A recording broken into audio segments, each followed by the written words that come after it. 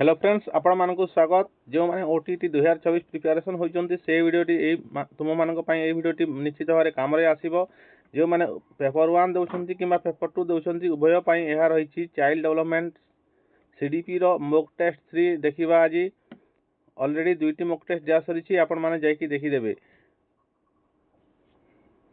जो मैंने आम चैनल ओडिशा टीचर हब को सब्सक्राइब करना सब्सक्राइब करदे वीडियो जदि भल लगे लाइक करने सहित कमेंट करेंगे और निजर सांग मान सहित शेयर करेंगे।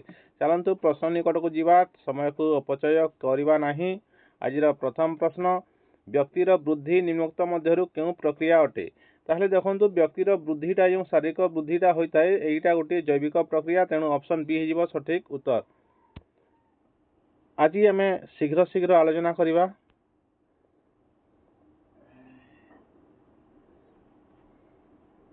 ताहले व्यक्तिर वृद्धिटा गोटे जैविक प्रक्रिया एवं यह गोटे कौन कर शरीर कोष विभाजन एवं वंशाणुगुण पर निर्भर करए।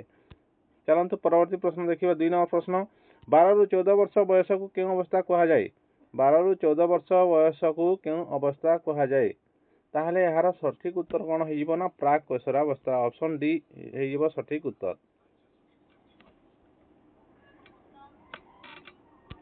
परवर्ती प्रश्न शिशुर विकास दृष्टिकोण क्यों अन्य 3टी ठारू भिन्न।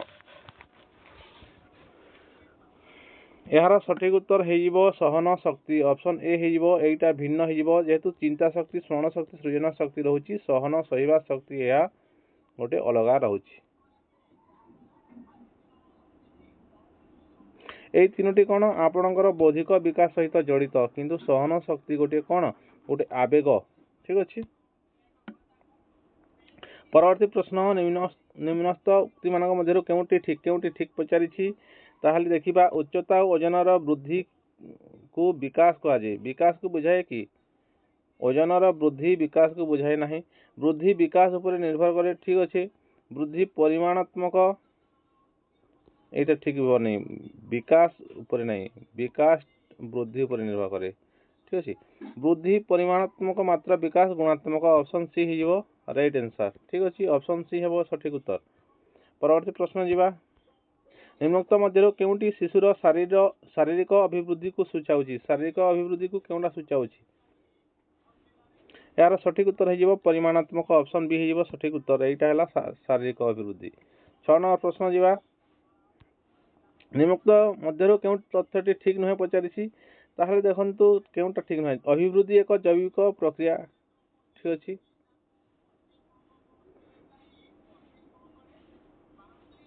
अभिवृद्धि एक जैविक प्रक्रिया। ठीक अच्छे। ठीक अच्छे ना विकास एक परिमाणात्मक। हाँ यही परवर्ती प्रश्न तो देखी पूर्ववर्ती प्रश्न रे विकास एक परिमाणात्मक प्रक्रिया तेणु यहाँ कौन ठीक नुहे पचारि ना। हाँ विकास तो गुणात्मक तेणु ऑप्शन बी हो सठिक उत्तर। 7 नंबर प्रश्न देखिए 3 रु 6 वर्ष बयस पर्यंत अवस्था को कौन कहुए। 3 रु 6 वर्ष बयस अवस्था को कौन कहुए ना यहाँ कहुए प्राक बाल्यावस्था। ऑप्शन सी हो सठिक उत्तर। हल्लंक मतरे आद्य बाल्यावस्था बयस सीमा केते। हल्लंक मतरे आद्य बाल्यावस्थार बयस सीमा केते ना यार आद्य बाल्यावस्था हो 3 रु 6। ऑप्शन ए हो सठिक उत्तर। क्यों उक्ति विकास नियम को बुझाऊँगी। देखो विकास सर्वदा समान भाव घटी थाए कि ना विकास अपडाउन हो जाए। विकास समाज केन्द्रिक अटे। विकास एक धारावाहिक प्रक्रिया तेणु ऑप्शन सी यहाँ हो सठिक उत्तर। विकास गोटे धारावाहिक प्रक्रिया। परवर्ती प्रश्न जीवा 10 नंबर प्रश्न निकट को निम्नलिखित गुड़िक मध्य केउटी भूल पचारि। यहाँ डायरेक्ट देखा केउटी भूल पचारि। विकास व्यक्ति केन्द्रिक अटे। ठीक अच्छे। परिपक्वन विकास अंत घटे ना। ठीक अच्छे। जीवन विकास एक जीवन व्यापी प्रक्रिया यह ठीक अच्छे किंतु विकास सर्वदा समान भाव घटी था यहाँ रंग अच्छी तेणु यहाँ हो सठिक उत्तर। ऑप्शन डी हो सठिक उत्तर। चलतु 11 नंबर प्रश्न निकट को जीवा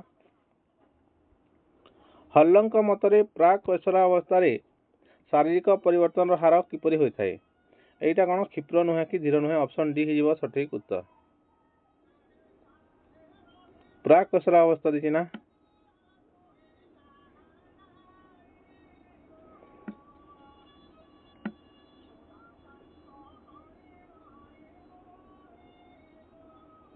प्राक कसरावस्था जितेबाला देइछि एटा कोन हेइबो एटा क्षिप्र हेइबो ऑप्शन ए हेइबो सठिक उत्तर। प्राक कसरावस्था रे एटा शारीरिक परिवर्तन क्षिप्र भाव रे होइथाय। परवर्ती प्रश्न 12 नंबर प्रश्न देखिबा शिशुर विकास धारा किपरि गति करथाय ताहले शिशुर विकास धारा कोन साधारण रु निर्दिष्ट आडकु गति करथाय ऑप्शन डी हेइबो सठिक उत्तर। 13 नंबर प्रश्न देखिबा केउटी ठीक नुहे पचारिछि देखंतु विकास गोटे जीवन व्यापी प्रक्रिया ठीक अछि विकास सर्वदा समान भाव घटी थाए कि ना तेणु एटा हेइबो सठिक उत्तर। विकास समान भाव घटी न थाए विकास व्यक्ति केन्द्रिक गोटे परिप्रकार विकास रो अंत घटे ना एटा मध्ये ठीक अछि।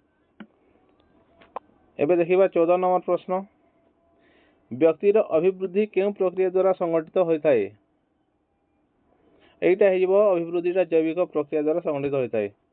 15 नंबर प्रश्न देखिबा केउटी सेफालोकॉडल विकास धारा को सूचाउछि देखंतु सेफालोकॉडल कोन मुंडरू तली पाडकू ताले एटा रो सठिक उत्तर कोन हेबो ना मुंडरू गोड़ आडकू हेइबो सठिक उत्तर ऑप्शन बी। एहा को ओडिया रे कोन अछि तालुर तलीपा तालुरु तलीपा। परवर्ती प्रश्न जीवा केउ विधि वृद्धि और विकास सहित संपर्कित नुहे ताहले यार सठिक उत्तर हेबो सहचर्य विधि एटा वृद्धि और विकास सहित संपर्कित नुहे निरंतर वृद्धि बा निरंतर विधि जोटा कंटिन्यू एकीकरण प्रभेदीकरण एई सब अछि वृद्धि विकास सहित संपर्कित किंतु सहचर्य विधि नुहे।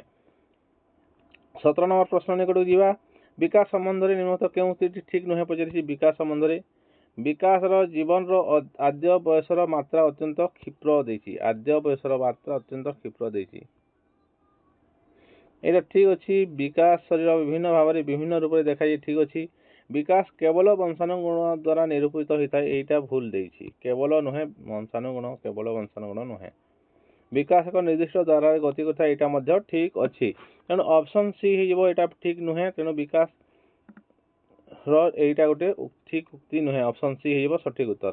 चलंतु परवर्ती प्रश्न देखिबा हल्लंक मतरे मानव जीवन रो केउ बयस सीमा अंतर्गत समय को period of stress and strain कहा जाय झड़ झंझार समय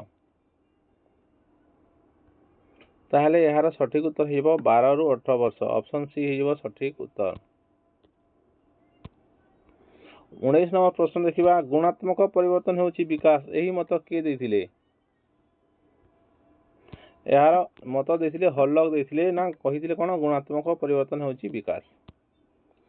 20 नंबर प्रश्न देखिबा पेडागोजी काहा को कहा जाय देखंतु एही प्रश्न बारंबार आसे एटा को ट्रिपल स्टार करके रखंतु शिक्षण संबंधी विज्ञान शिक्षा योजना संबंधी विज्ञान शिक्षादान संबंधी विज्ञान एवं शैक्षिक परीक्षण विज्ञान देखंतु पूरा समान लागुछि ताहले एटा केउ यार सठिक उत्तर कोन हेबो ना एटा हेबो शिक्षादान संबंधी विज्ञान होछि सठिक उत्तर ऑप्शन सी हेइबो सठिक उत्तर। 21 नंबर प्रश्न जीवा निम्नोक्त उक्ति मानक मध्यरु केउटी ठीक केउ उक्तिटी ठीक वृद्धि परिमाणात्मक मात्र विकास गुणात्मक एटा हेउछि ठीक। 20 नंबर प्रश्न देखिबा मातृ गर्भरे गर्भ संचयर प्राय केते दिन परे पूर्णांग शिशुटी जन्म होइथाय ताहले यार सठिक उत्तर कोन ना 280 दिन। शिशुर शरीर परिमाणात्मक उन्नति को कोन कहा जाय जो शरीर परिमाणात्मक उन्नति होछि ताहाकु शारीरिक अभिवृद्धि कहा जाय ऑप्शन बी हेइबो सठिक उत्तर। 24 नंबर प्रश्न निकट जीवा 5 वर्ष बयस बेलकु शिशु प्राय केतोटी शब्द शिखि थाए एहार सठिक उत्तर हेइबो 2200 ऑप्शन ए हेइबो सठिक उत्तर। 25 नंबर प्रश्न निकट जीवा जन्मरु 2 वर्ष बयस पर्यंत अवस्था को कोन कहा जाय ताहले एटा शैशवावस्था ताहले आपण माने प्राक बाल्यावस्थार समय सीमा आपण कमेंट करंतु प्राय केते वर्ष बयस हेले शिशु अस्पष्ट और खंडित भाव केते कथा कहि पारे यार सठिक उत्तर होछि 1 वर्ष बयस बेलकु शिशु खंडित अवस्था कथा कहि पारे। 27 नंबर प्रश्न निकट को जीवा। केउ अवस्था रे शिशु विभिन्न उपाय रे वस्तुर वर्गीकरण करि पारे। यार सठिक उत्तर होची परवर्ती बाल्यावस्था, ऑप्शन सी हिबो सठिक उत्तर। 28 नंबर प्रश्न निकट को जीवा। प्राक बाल्यावस्था केउ समय को बुझाए। यार सठिक उत्तर होची 2 रु 6 वर्ष होची प्राक बाल्यावस्था। 29 नंबर प्रश्न देखिबा। केउटी बौद्धिक विकास एक उपादान केउटा। सहन शक्ति तो नुहे, भाव प्रकाश शक्ति मध्य नुहे, चिंतन शक्ति मध्य नुहे कि संवेदनशील शक्ति मध्य नुहे कि आपण मानकु जो देइछि एइटा केउटा नुहे पजरी। सहन शक्ति, भाव प्रकाश शक्ति, संवेदनशील शक्ति एइटा कोन, एइटा हेबो नाही। चिंतन शक्ति हिबो गोटे बौद्धिक विकास उपादान। कहीं देखो चिंतन करवा, युक्ति करवा, समस्या समाधान होची मस्तिष्क सहित जड़ित बौद्धिक व ज्ञानात्मक विकास मूल उपादान। तेणु चिंतन शक्ति हो गोटे यार सठिक उत्तर। 30 नंबर प्रश्न देखिबा। शारीरिक परिवर्तन को कौन कहा जाए। शारीरिक परिवर्तन को कौन कहा जाए ना यह कहा जाए अभिवृद्धि कहा जाए। तेणु ऑप्शन ए हिबो सठिक उत्तर। ए थिला 30 टी मॉक टेस्ट। आपण माने 30 रु केते मार्क आपणकर आसुची आपण कमेंट माध्यम रे जणांतु। जो माने आम चैनल को सब्सक्राइब करनांती ओडिशा टीचर हब को सब्सक्राइब करंतु एवं एही वीडियोटी को जो माने ओटीटी परीक्षा दोछंती तांको निकट को पठेई दियंतु, शेयर करंतु। वीडियो केमिति लागला निश्चित भाव कमेंट आपण मानकर अपेक्षा रहुची। जदि आपण माने कमेंट करिवे ताहले आउ वीडियो नेकी आसीबु जहा पर आपण को ओटीटी रे भल मार्क रखिबार सुयोग पाई परिबे। Thank you.